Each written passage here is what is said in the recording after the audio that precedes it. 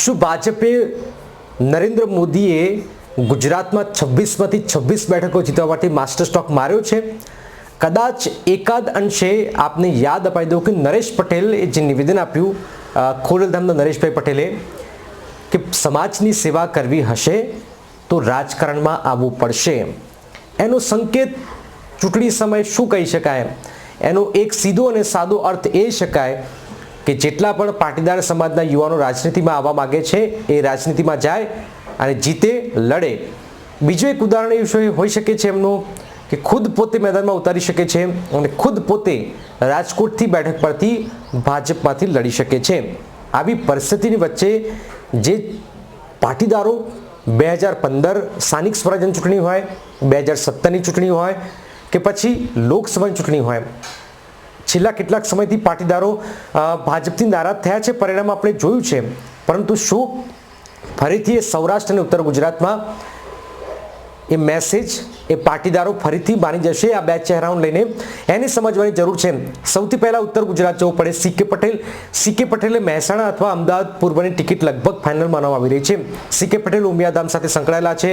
પાટીદારોને મનાવવાની સતત ભાજપે સીકે પટેલને આગળ કર્યા હતા અને તેઓ સતત પાટીદારોને મનાવવાના પ્રયત્નો કરતા હતા અને આવી પરિસ્થિતિમાં મહદઅંશે એમને સફળતા પણ મળી. ત્યારબાદ ઉમિયાધામમાં પ્રધાનમંત્રી મોદી આવ્યા અને ઘણી બધી બાબતો થઈ.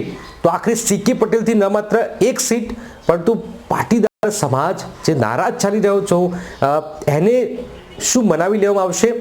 સીકે પટેલ અમદાવાદથી ઊભા રહે તો મહેસાણામાં અસર થાય, સાબરકાંઠામાં અસર થાય, પાટણમાં અસર થાય, તો ઉત્તર ગુજરાતનો આ પાટીદાર જે ચહેરાઓ છે, મતદારો છે, આ એક ચહેરાને લઈને શું ભાજપમાં આવી જાય? આ એક મોટો સવાલ છે. પરંતુ ભાજપ આ માની રહ્યું છે કે એક ચહેરાને લઈને આ સીટોને આપણે કવર કરી શકીશું જ્યાં આપણને મુશ્કેલી પડી રહી છે.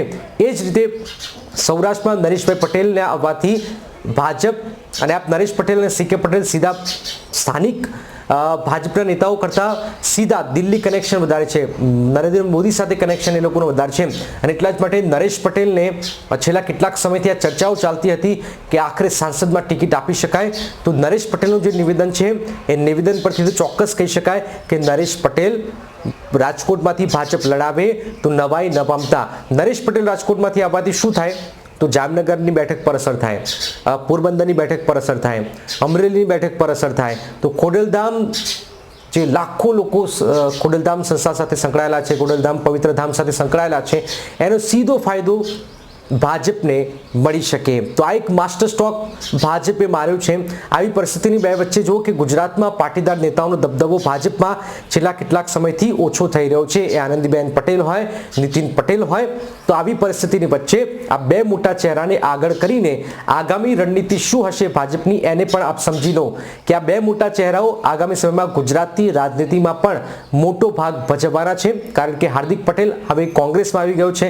આવી પરિસ્થિતિની વચ્ચે કારણ કે